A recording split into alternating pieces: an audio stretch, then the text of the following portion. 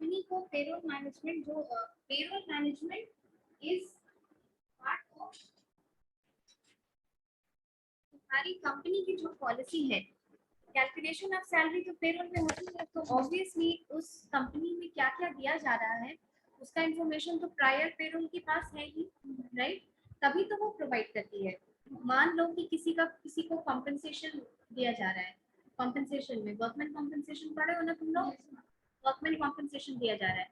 In that case what happens कि अगर वो एलिजिबल है, इसका तो पेरोल बनता नहीं है, मतलब पहले से प्रायर नोटिस पे।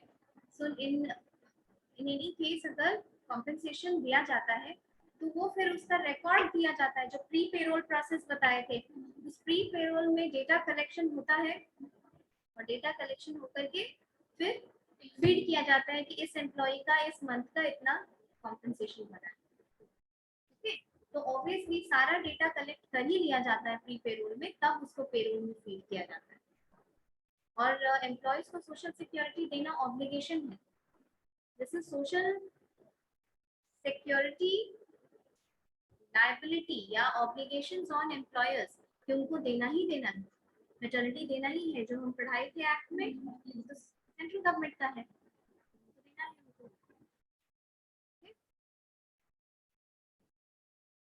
Now tell me anything else?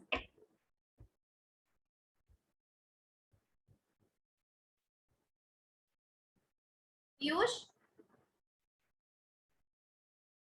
Yes, ma'am. Tell me what is post payroll?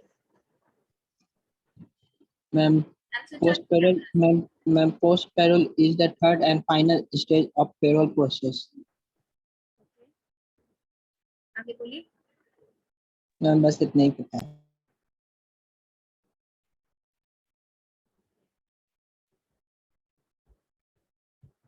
This is the third but not the final process. Reporting is the final process. Reporting final process, exactly. Okay. See, I'll tell you a new thing today. You know what is PMS? Performance Management System? No idea. When an employee joins the organization, there has to be some metric of his performance, right? आप अगर as an employ कहीं join करते हैं तो आपको आप वहाँ काम कर लिए, तो उसके बाद आपकी परफॉर्मेंस का अप्रेजल होगा। अप्रेजल का लिटरल मीनिंग क्या होता है? To estimate the value of, ठीक है, कि एस्टिमेट किया जाएगा कि आपका क्या वैल्यू। कुछ जगह परफॉर्मेंस अप्रेजल का सिस्टम 1 साल के बाद है, कुछ जगह परफॉर्मेंस अप्रेजल 6 महीने में होता है। मार्केटिंग में जनरली जहाँ सेल्स वगैरह का काम होता है वहाँ तो मंथली टारगेट होता है उन लोगों के पास। So in that case they are doing what? They are doing 3 monthly performance appraisal or 4 monthly as per the company's policy. अब परफॉर्मेंस अप्रेजल देखिए, परफॉर्मेंस अप्रेजल का फॉर्म चेंज हुआ। परफॉर्मेंस अप्रेजल का क्या मतलब हुआ? It is a systematic method of evaluation of an employee's performance. आप अगर कोई कंपनी ज्वाइन करते हैं, say for example Big Basket में प्लेसमेंट हुआ है आपके स्टूडेंट्स का, अगर बिग बास्केट में जो लोग ज्वाइन किए 6 महीने के बाद उनका अप्रेजल किया जाएगा कि इनके काम में कितना इम्प्रूवमेंट है और ये कितने बेनिफिशियल है, तो उसको कहेंगे परफॉर्मेंस अप्रेजल। ठीक है, ये एचआर में एक बहुत इंपॉर्टेंट चीज होती है। एचआर नहीं होती है, एचआर वाले करते हैं और हर कैंडिडेट का होता है। आप जिस भी डिपार्टमेंट में ज्वाइन करेंगे आपका अप्रेजल होगा, क्योंकि ये काम तो इम्पोर्टेंट है कि आपका वैल्यू बढ़ रहा है कि आप डिटीरिएट कर रहे हैं, ये जानना। परफॉर्मेंस अप्रेजल और भी बहुत तरीके से हेल्प करती है। क्या क्या तरीकों से हेल्प करती है? देखिए, training, very good, training purpose से। ट्रेनिंग पर्पज से क्यों? मान लीजिए कि 1 साल काम करने के बाद भी 6 लोग एक साथ ज्वाइन किए, 6 people joined together, and out of them 5 people have shown growth in their performance, but there is 1 person who is still not up to the mark.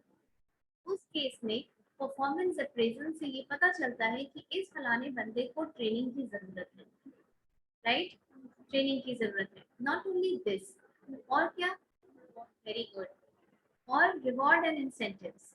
मान लीजिए कि किसी ने एक्सेप्शनली अच्छा परफॉर्म किया है, कंडीशंस तो वर्किंग कंडीशन सेम होते हैं सब जगह, लेकिन कुछ एम्प्लॉय बहुत ड्रीम एम्प्लॉय हो जाते हैं ऑर्गेनाइजेशन के लिए।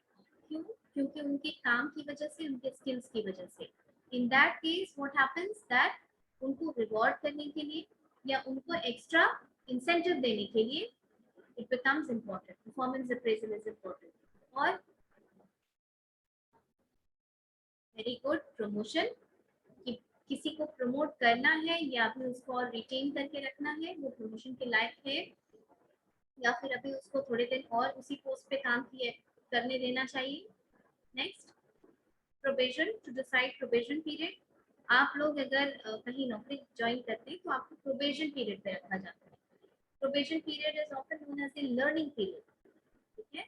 उस लर्निंग पीरियड में आपको प्रोबेशन पे रखा जाता है। उसके बाद एम्प्लॉइज को आपको एक कंफर्मेशन लेटर दिया जाएगा कि अब you are a confirmed employee of this organisation.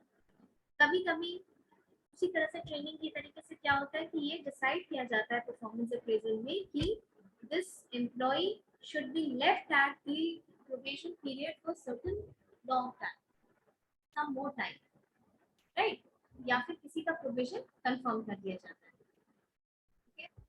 और क्या होता है, हाई परफॉर्मेंस इंडिविजुअल्स, ठीक है। देखिए, ऑर्गेनाइजेशन में सारे लोग काम करते हैं, लेकिन कुछ लोग बहुत हाई परफॉर्मिंग हो जाते हैं, they will perform exceptionally well. In that case what happens that you are targeted as high performing individual. और अगर कंपनी कहीं किसी न्यू वेंचर पे डिग इन करती है, कहीं प्रोजेक्ट होता है, तो वहां पर आपको भेजेगी चूज करके, क्या अच्छे इंडिविजुअल है, हाई परफॉर्मेंस है, तब। आप ये जानते हैं ना कि आईटी कंपनीज बाहर भी भेजती है ऑन साइट पे स्टूडेंट्स को, सॉरी एम्प्लॉइज को। तो देखो, बाहर भेजने का मतलब ये होता है कि इंडियन पेरोल के हिसाब से उसको 7-8 लाख सैलरी मल्टीप्लाइड मिलती है। यहाँ पे किसी की सैलरी अगर 5 लाख है, 5 लाख है, तो उसको तुम वहाँ पे 30 लाख मान सकते हो, वहाँ के लिए उसको 30 लाख देना पड़ता है कंपनी को। इतना पैसा अगर कंपनी किसी के लिए खर्च कर रही है, तो इसका क्या मतलब हुआ कि उस बंदे की ट्रेनेबिलिटी भी होनी चाहिए, पिक करने का भी एबिलिटी होना चाहिए, और ये पता होना चाहिए कि ये आदमी को जब हम वहां ऑन साइट से बुलाएंगे तो this man should be help, man और woman should be helpful to the organization. अब तुम लोग देखो, तुम लोग बीकॉम के स्टूडेंट्स हो, तुमको तुमको हम ऑर्गेनाइजेशन में एक वर्कशॉप लगा, ठीक है। उस वर्कशॉप में स्टूडेंट्स को ट्रेन किया जाएगा और उनको फ्यूचर एम्प्लॉयज की तरह यहाँ रख लिया जाएगा। मान लो तुम लोगों को जावा, सी, सी प्लस प्लस पढ़ाने से कोई फायदा है? नहीं है।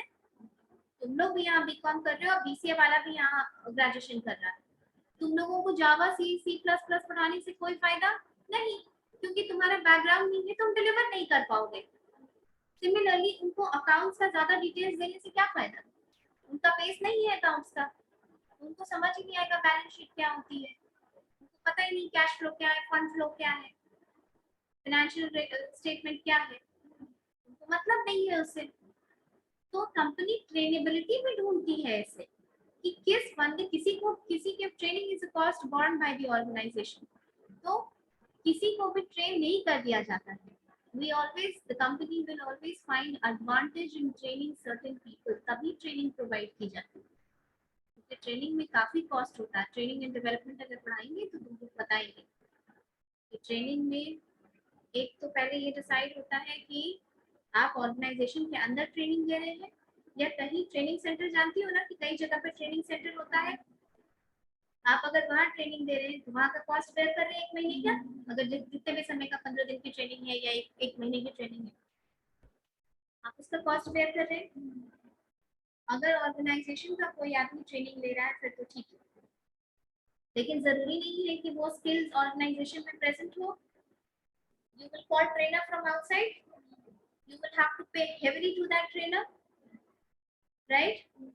ये सारी चीजें और इतना पैसा लग जाने के बाद you have to decide whether that person should be trained or not. ये परफॉर्मेंस अप्रेजल से पता चलता है. ओके, देखो, we study the old things also in book. हम किताबों में पुराना मेथड्स भी पढ़ते हैं, न्यू मेथड्स भी पढ़ते हैं. पुराने मेथड में कहीं ना कहीं कोई प्रॉब्लम रह जाता है, कोई ड्रॉबैक होता है, या फिर बिजनेस की ग्रोइंग कॉम्प्लेक्सिटी के हिसाब से वो मेथड अब सूटेबल नहीं है. सही, मतलब बिजनेस देख रहे हो कि कितना कितना कॉम्प्लेक्स होता जा रहा है और कितना कॉम्पिटिटिव होता जा रहा है.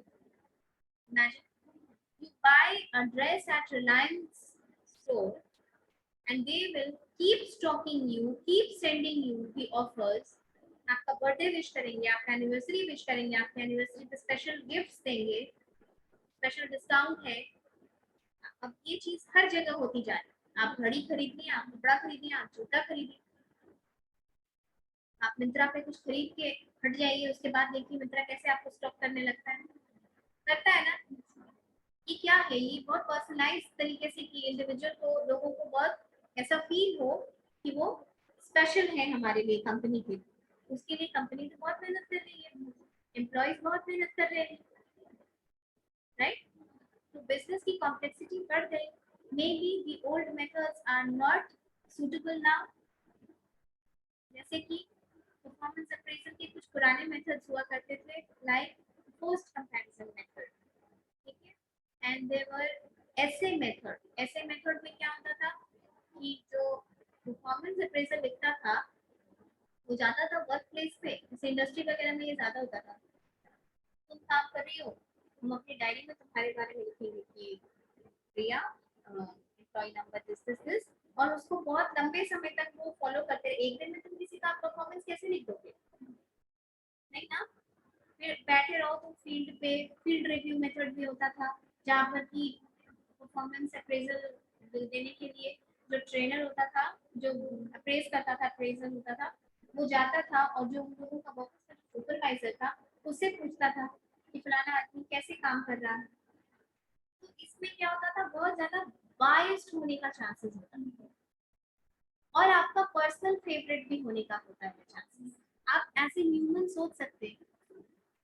आप ऐसे ही सोचिए कि अगर आपको ये बोला जाए, क्लास के 20 लोगों को ये बोला जाए कि चलो मैम अपना एग्जांपल ले लेते हैं कि आज आप टॉट यू पेरोल मैनेजमेंट, 20 लोगों को बोला जाए कि मैम के लिए रेटिंग कर दो, मैम कैसा पढ़ाती है. तो कोई बहुत अच्छी रेटिंग करेगा, कोई मिडिल में रेटिंग करेगा, कोई बहुत खराब रेटिंग भी कर सकता है. ये तो अपना पर्सनल चॉइस है, और तुम्हारा अपना पर्सनल किसी दैट इज कॉल्ड पर्सनल किसी ओपिनियन पे या परसेप्शन पे भी किसी का परफॉर्मेंस बेस्ड हो सकता है ना. मे बी अब ह्यूमन है, तुम इंडिविजुअल चीज को, may be you don't like my face. True, this ये होता है. If you don't like my face you will give me bad rating. और क्या चीजें होती है, जैसे हेलो इफेक्ट. हेलो इफेक्ट एक प्रॉब्लम होता है इसमें. क्या हेलो इफेक्ट होगा, what is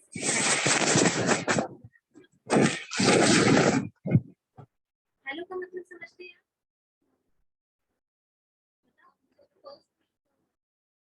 hello hello error नहीं.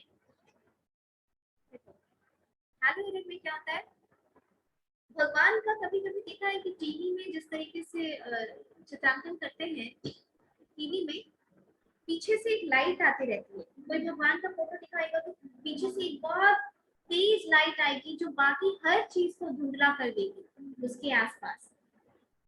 अंडरस्टैंड दिस, क्या कह रहे हैं. आप रामायण महाभारत कभी देखेंगे तो आप देखेंगे कि भगवान को जब दिखाया जा रहा है, प्रोजेक्ट किया जा रहा है, you'll have this dark light, bright light coming from behind which will mask the effect of any other thing. आप और कुछ नहीं देख पाएंगे, और उस लाइट का पर्पस ही यही होता है कि आप सिर्फ उसी पे फोकस करें. जैसे एक स्टेज पे ड्रामा चल रहा हो, ड्रामेटिक्स का क्लास हो रहा हो, उस ड्रामा में स्पॉटलाइट समझते हो, किसी एक आदमी पे स्पॉटलाइट दे दिया जाता है, उसका क्या मतलब होता है? उसको तो फोकस करना ही करना है, बाकी चीजों को जीरो कर देना है। ये भी बोलो साथ में, उसका ये भी पर्पस होता है कि बाकी जितने लोग हैं उनको म्यूट कर देना है कि उनका अभी कोई रोल नहीं है। परफॉर्मेंस अप्रेजल में हेलो एरर भी होता है। जो हेलो एरर मतलब यहाँ पे कैसे हेलो एरर होगा? मान लो हमको पता है, हम अप्रेजल हैं और हमको पता है कि तुम भाई पटना में विधायक की बेटी हो, समझ आई बात? विधायक की बेटी हो तुम, आईसीएससी बोर्ड से पढ़ के आई हो, तुम्हारी इंग्लिश बहुत अच्छी है, you just blow it away when you speak. और मेरा काम तुम्हारी इंग्लिश और तुम्हारी बैकग्राउंड पे इतना फोकस्ड है कि जो मेन काम है कि तुम काम कैसा की हो यहाँ पर, उससे मेरा ध्यान हट जाए। और हम तुमको बहुत अच्छी रेटिंग सिर्फ इसलिए दे दें क्योंकि तुम बहुत अच्छी इंग्लिश बोलती हो, हमको बहुत अच्छा लगता है, और तुम विधायक की बेटी हो, तो मेरा एक कॉन्सेप्ट है कि भाई बहुत पैसे वाले घर की ये लड़की आई है, तो इसको तो कुछ अच्छा देना। ये सब परसेप्शन ह्यूमन नेचर में आता है कि नहीं आता, बताओ? आता है ना? जब परफॉर्मेंस अप्रेजल होगा तो इसमें इस तरीके की एरर की भी बहुत संभावना होती है। इस तरीके की एरर की भी बहुत ज्यादा संभावनाएं होती है कि आप, और क्या चीज होता है, जैसे मान लीजिए तुम लोग काम कर रहे हो यहाँ पे 2 साल से, हम तुमको 2 साल से कर रहे हैं, देख रहे हैं, शुरू के 1-1.5 महीने में कुछ पंगा हो गया मेरा राजवी के साथ, ठीक है, ये मेरी बात नहीं सुन रही है और हम एक जजमेंट बना लिए दिमाग में, ये अच्छी एम्प्लॉय नहीं है। क्यों नहीं है? क्योंकि ये मेरी बात नहीं मानती, हम जैसे कह रहे हैं उस तरीके से ये काम नहीं करती, या ये अपना दिमाग लगा। और शुरू के 2 महीने का इम्प्रेशन ऐसा है मेरे दिमाग पे कि बाकी पूरा 1.5 साल इसने बहुत अच्छे से काम किया, इसका परफॉर्मेंस बहुत अच्छा रहा, फिर भी मेरे दिमाग में सिर्फ उसका वो शुरू का 2 महीना है। होता है ये चीज? क्या आप ऐसे ही देखिए, हम किसी रिलेटिव के बारे में परसेप्शन बनाते हैं, कोई एक चीज हो गई तो हो गई, अब तो लाख कुछ अच्छा करते रह जाए हमारे ऊपर, उस पुराना रंग उतरेगा ही नहीं। ये होता है ना? देखो एचआर ना बहुत बहुत ज्यादा प्रैक्टिकल सब्जेक्ट है, बहुत ज्यादा। ये बहुत इंटरेस्टिंग सब्जेक्ट होता है क्योंकि ये तुम रोज देखती हो, बस तुम पढ़ती हो जब किताब में, तो लगता है my God I was experiencing this from so long. Organisation behaviour जब पढ़ाया जाता है तो ओबी क्या होता है? ओबी में आपको इंडिविजुअल बिहेवियर पहले पढ़ाया जाता है और ग्रुप बिहेवियर उसके बाद पढ़ाया जाता है, क्योंकि ऑर्गेनाइजेशन में जो लोग होते हैं वो तो एज एन इंडिविजुअल भी काम कर रहे हैं और एज अ ग्रुप भी। 5 लोग, हम तुमको क्या बताएं इंडिविजुअल बिहेवियर पढ़ना क्यों जरूरी है? क्योंकि भाई हम बताएं कि क्लास में 20 लोग हैं, 20 स्टूडेंट्स अलग अलग तरीके के हैं, कुछ बहुत ओवर्ट हैं, कुछ पूछो तो तुरंत आंसर करेंगे, कुछ शाई हैं, आंसर आता है, जैसे the other day Rohit was behaving, उसको आंसर सही आता था पर वो बस थोड़ा रिलक्टेंट था कि हम नहीं बोलेंगे, कोई और बोल दे तो हमको ये खुशी हो जाएगी कि सही सही आंसर था मेरा। ऐसे भी होते हैं। और क्लास में वैसे भी लोग होते हैं जिनको, जो क्लास में बैठे होते हैं पर उनको इंटरेस्ट नहीं होता, teacher can make it out, they are sitting for attendance, लेकिन हमको एज अ टीचर सबको साथ लेके चलना है। किसी में अगर कोई कमी है तो ये मेरी रिस्पॉन्सिबिलिटी है कि वो उस कमी से ओवरकम करे, उसको ओवरकम करे। A good teacher will always do this. हम आए पढ़ा के चले जाएं, मेरा काम खत्म हो जाए, ये एटीट्यूड नहीं होना चाहिए, है ना?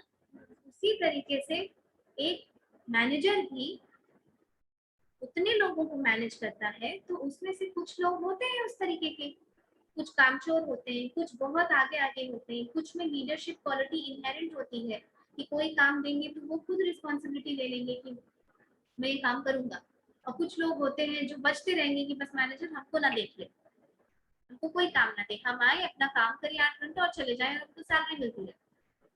ऐसे लोग भी होते हैं, कुछ लोग ऐसे होते हैं जिनको ऑर्गेनाइजेशन में कुछ छोटी सी बात से वो डिप्रेशन में चले जाएंगे। आपने सुना है नहीं ये सब चीजें? एम्प्लॉय ग्रीवेंस में पढ़ाते हैं हम लोग।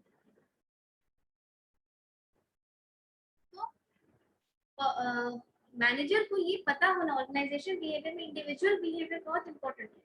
हम तुमको बहुत लेक्चर दे दिए, 20 लोगों पे एक ही जैसा असर होता है क्या? नहीं होता है। तुम उसको कितना ले रही हो ये तुम्हारी क्वालिटी है। टीचर तो एक ही पढ़ाता है क्लास को सब, कोई सिंसियर होता है कि somebody is damn care।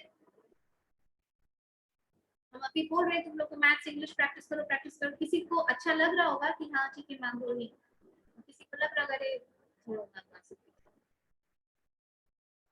ये होता है। I have been student so I can feel what's coming from the benches. तो इसीलिए जैसे आपका मोटिवेशन आपका अपना है, आपकी लर्निंग कैपेसिटी आपकी अपनी है, किसी चीज को लर्न करना, कंटिन्यूअस उसकी तरफ कंटिन्यूअस इंप्रूवमेंट करते रहना। A person is never good enough till he dies, right? तो ऐसा नहीं है कि टीचर लॉयर डॉक्टर इन लोगों को तो थ्रू आउट जिंदगी भर जब तक जिंदा है और आप जब तक प्रोफेशन में तब तक आपको पढ़ना ही पढ़ना है, राइट? तो मैनेजर शुड नो कि उसके लोग अलग अलग तरीके के हैं और अलग अलग तरीके से उनको डील करना है। अगर कोई वीक है तो उसका हैंड होल्डिंग करके उसको फिर एट पार लाना है। परफॉर्मेंस अप्रेजल का ये भी एक काम होता है। मान लीजिए आपकी परफॉर्मेंस अच्छी नहीं है, आप ऐसे समझिए कि क्लास में कोई है जो कंटिन्यूअसली खराब परफॉर्म कर रहा है। अगर हम हमेशा उसको क्लास के बीच में टोकने लगे, क्या ये सबको समझ में आ जाता है जब तुम्ही को समझ में नहीं आता है, कैसे हो तुम पढ़ते नहीं हो, ये हो, उसको ह्यूमिलिएटेड फील होगा, बहुत ह्यूमिलिएशन फील होगा। वैसे हो सकता है उसको कोई दिक्कत हो, उसको कोई साइकोलॉजिकल प्रॉब्लम हो, उसको सपोर्ट चाहिए, उसको हेल्प चाहिए। तो अगर हम उसको पर्सनली बुला करके गुड स्पिरिट में ये बोले, देखो तुम्हारी परफॉर्मेंस अच्छी नहीं है, यू नीड टू वर्क, क्या प्रॉब्लम है बताओ तुम मुझे। इट्स ओनली देन कि उस जब तक हम उसको कॉन्फिडेंस में नहीं लेंगे वो कैसे अपनी बात बताएगा। हाँ मैम मुझे ये प्रॉब्लम है, नहीं समझ आती बात क्लास में, ये भी हो सकता है। तो यही काम परफॉर्मेंस अप्रेजल के बाद एक अच्छा मैनेजर भी करता है। मैनेजर को अगर लगता है कि कोई एम्प्लॉय कंटिन्यूअसली बुरा परफॉर्म कर रहा है, तो गुड स्पिरिट में जो गुड स्पिरिटेड टॉक होता है कि मैनेजर बुला करके उसको बोलता है कि you need to work on your performance, your performance is not up to the mark. कुछ चीजें हैं जो आप जानते हैं कि जानबूझ के बदमाशी एम्प्लॉयज करते हैं, जैसे अटेंडेंस रेगुलर ना होना, लेट आना, इस तरीके की चीजों के लिए उनको पनिश किया जा सकता है या बोला जा सकता है। But something which is a grocer problem, which is an inadvertent और अनइंटेंशनल प्रॉब्लम, उसके लिए अ गुड मैनेजर जिसको ऑर्गेनाइजेशनल बिहेवियर समझ में आता है, he or she will always call that employee in his cabin and talk to him personally कि problem क्या है। परफॉर्मेंस अप्रेजल उसमें भी हेल्प करता है, ठीक है? तो ये सब ओल्ड मेथड्स की एक मेथड हम तुमको बताएं कि तुम्हारी पुरानी चीजें याद रही। उल्टा ऑन द कॉन्ट्ररी ये भी होता है कि आप काम कर रहे हैं, 2 साल एक पिछले 1 साल का परफॉर्मेंस अप्रेजल हमको एज एन अप्रेजर आपका लिखना है कि आपने कैसा परफॉर्मेंस किया। आपने शुरू के 9 महीने बस कामचोरी की, काम नहीं किया बिल्कुल, बट लास्ट के 3 मंथ्स आपको भी पता चल गया कि अब अप्रैल आने वाला है, केपीआई का काम होगा, आपने बहुत अच्छा परफॉर्म किया, and the manager gets carried away. अच्छा अच्छा रिसर्च सिर्फ याद है, इसको कहते हैं रिसेंसी, और पुराने वाले को कहते थे प्राइमेसी, कि सिर्फ आपकी पहली वाली जो चीजें हैं वो याद है मुझे, और इसको कहते हैं रिसेंसी, यानी जो लास्ट वाला 3 महीने में कि हाँ प्रिया ने बहुत अच्छा परफॉर्मेंस किया और हम भूल गए कि पिछले 8 महीने तो इसने नहीं किया है, हम भूल गए कि अप्रेजल तो हमको इसका 1 साल का देना है। तो ये भी एक एरर होता है ओल्ड मेथड में। ओल्ड मेथड में ये होता है, न्यू मेथड में एक नया मेथड आया है विच इज नोन एज, देखो न्यू मेथड में 2-3 है, 2 मेन हम बताते हैं। एक होता है MDO, management by objective, principles of management पढ़े आप लोग? पीपीएम पढ़े होंगे, पीपीएम होगा आप लोगों का, practice and principles of management. Principles वही चीज है, सेम चीज होती है, वही इसके नाम से नहीं उसके नाम से। प्रिंसिपल्स ऑफ मैनेजमेंट में पीटर ड्रकर पढ़े होंगे।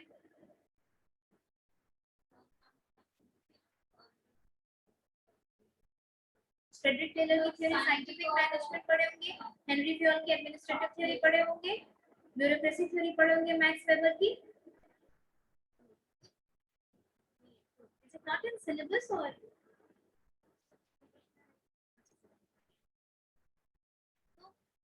एक हेनरी फ्योल की 14 पॉइंट्स एडमिनिस्ट्रेटिव थ्योरी है, पीटर ड्रकर की साइंटिफिक थ्योरी है, मैक्स वेबर की ब्यूरोक्रेसी थ्योरी है। ये मैक्स वेबर ने प्रमोट किया इस चीज को कि ब्यूरोक्रेसी होनी चाहिए, जो ब्यूरोक्रेसी आप देखते हैं आईएएस आईपीएस का, दैट इज कॉल्ड ब्यूरोक्रेसी। और एक थ्योरी थी मैनेजमेंट बाय ऑब्जेक्टिव, ये थ्योरी दिया था Peter F Drucker 1954, management by objective. ये थ्योरी भी परफॉर्मेंस अप्रेजल में के न्यू मेथड्स में आती है कि आप मैनेजमेंट को भी ऑब्जेक्टिव दीजिए, गोल दीजिए, गोल सेटिंग कीजिए, और जो एम्प्लॉय है उसको भी गोल दीजिए, और आप इस बेसिस पे उसको जज कीजिए कि वो गोल अचीव करता है कि नहीं करता। ठीक है, तो इस थ्योरी, ये बहुत इलैबोरेट थ्योरी है, तुमको शॉर्ट में बता रहे हैं कि ये थ्योरी गोल बेस्ड थ्योरी है कि आप मैनेजमेंट को भी गोल दीजिए, कि एम्प्लॉइज को आप जज कीजिए गोल के बेस पे। पिछले पुराना मेथड्स क्या था कि आपका साल भर का परफॉर्मेंस जज हुआ, अब आप टारगेट अचीव किए चाहे नहीं किए, काम अच्छे से किए तो आपका अप्रेजल अच्छा हो गया। लेकिन जब गोल से टाई अप कर दिया जाएगा तो क्या होगा, आपका गोल देखा जाएगा कि आपने उसको अचीव किया कि नहीं। तो एक इसका एडवांटेज ये होता है कि एम्प्लॉइज फोकस्ड रहते हैं, एम्प्लॉइज फोकस्ड रहते हैं कि आपको गोल अचीव करना है, तो इससे मैनेजमेंट भी अपना काम करता रहता है और एम्प्लॉइज भी। और ड्रॉबैक क्या होगा, ड्रॉबैक इसका ये होता है कि गोल पे कई बार गोल कंप्लीट करने के लिए हम काम हड़बड़ कर देंगे, होगा ना। अब तुमको अगर बोल दिया जाए कि 6 महीने में असाइनमेंट बनाना है, कि इस समय तुमको असाइनमेंट देना है, तो तुम धीरे धीरे काम करोगे, किसी दिन संडे किसी दिन फ्री होकर के तुम अपना असाइनमेंट बनाना। अभी आज हम बोले कि कल तुमको असाइनमेंट देना है, घर जाओगे हड़बड़ हड़बड़ हड़बड़ तो जैसे तैसे बस पेरोल का असाइनमेंट बना दोगे क्योंकि कल तुमको देना है। तो गोल सेटिंग से एक ये प्रॉब्लम होता है।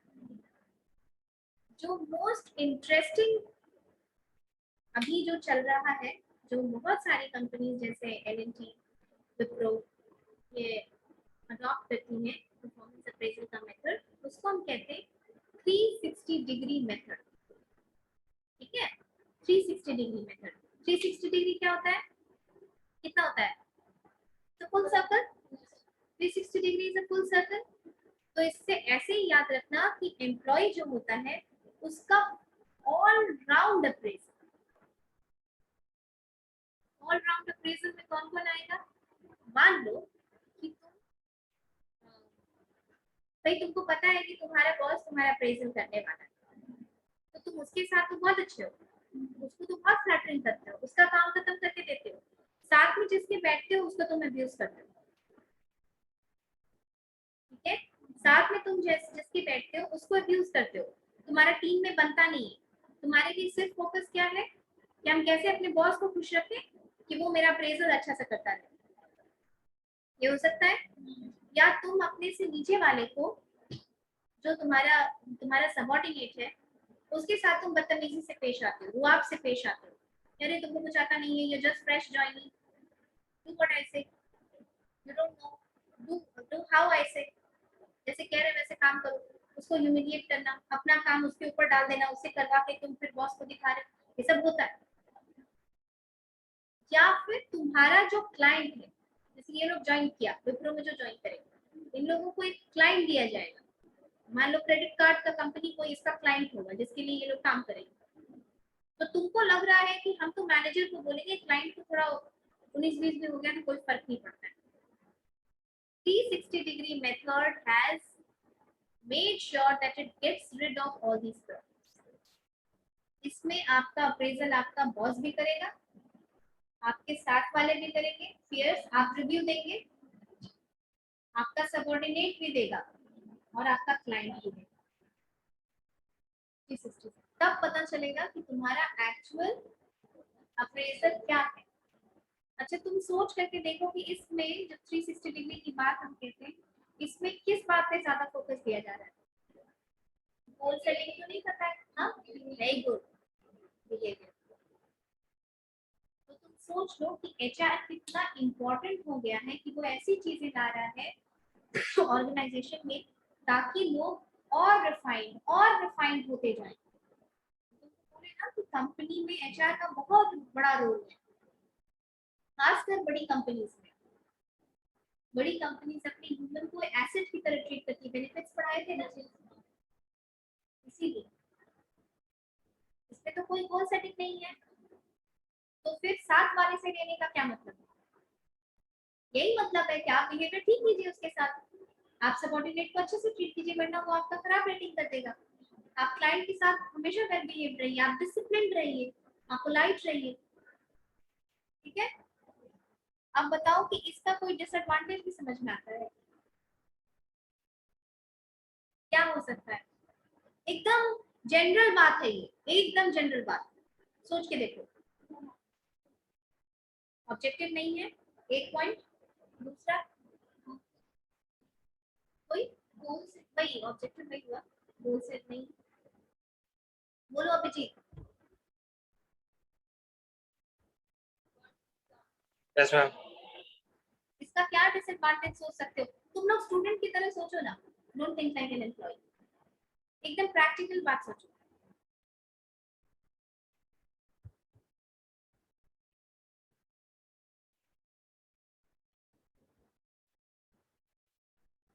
नहीं सोचा होगा। हाँ, लेकिन ये तो डिसएडवांटेज नहीं होगा। अच्छा, नहीं सोच पा रहे हो? ये बताओ, तुम लोग बीकॉम के स्टूडेंट्स हो, अगर हम 11th क्लास की एक लड़की को बोले कि प्रिया के बारे में रेटिंग दो कि कैसी है पढ़ने में, तुमको क्या इस बात की चिढ़ नहीं लगेगी? अच्छा 11th में पढ़ती है और मेरी रेटिंग करेगी, क्या जानती है कॉमर्स के बारे में? सेम चीज सबऑर्डिनेट के साथ होगा कि नहीं होगा? तुमको इरिटेट फील होगा कि मेरे से नीचे काम करता है और मेरी रेटिंग हो जाए, ये होगा कि नहीं? दूसरी बात, क्लास में 20 लोग हैं, जरूरी तो नहीं कि सबका एक दूसरे से बनता हो। अगर हम बोल दें कि सबको कि राजवी का रेटिंग दो, किसी को अपना पर्सनल प्रॉब्लम हो सकता है इसके साथ, हो सकता है ना, वो क्यों अच्छी रेटिंग देगा? इसका जेलेसी की वजह से रेटिंग खराब कर देगा। किसी के साथ नहीं बना हो, तुम काम अच्छा करती हो, तुमको अप्रेजल अच्छा मिल रहा हो, तो ऑब्वियसली जलन की भावना बाकी एम्प्लॉइज में भी आएगी, वो तुम्हारी रेटिंग खराब कर देंगे, करेंगे ही ना। ये तो ह्यूमन नेचर है, खराब कर ही दो कि ताकि वो नीचे चला जाए। ये प्रॉब्लम है कि नहीं? थिंक, एकदम प्रैक्टिकल बात सोचो। HR is a complete practical subject and very interesting. HR पढ़ने के बाद जब तुम दूसरों को देखोगे, उनका बिहेवियर तुम बेहतर तरीके से इंटरप्रेट कर पाओगे, तुमको समझ में आएगा कि कोई ऐसे क्यों बिहेव कर रहा है, उसका इंडिविजुअल बिहेवियर ही वैसा है, किसके पास एफर्ट्स पिलाना है, किसको बस गेट वेल सून करके छोड़ देना है, ये तुमको समझ में आएगा फिल्टर करना, और तुम ज्यादा पीस पे रहोगे, हर किसी से तुम इन्फ्लुएंस नहीं होगे तब, नहीं ना? चलो, लेट द क्लास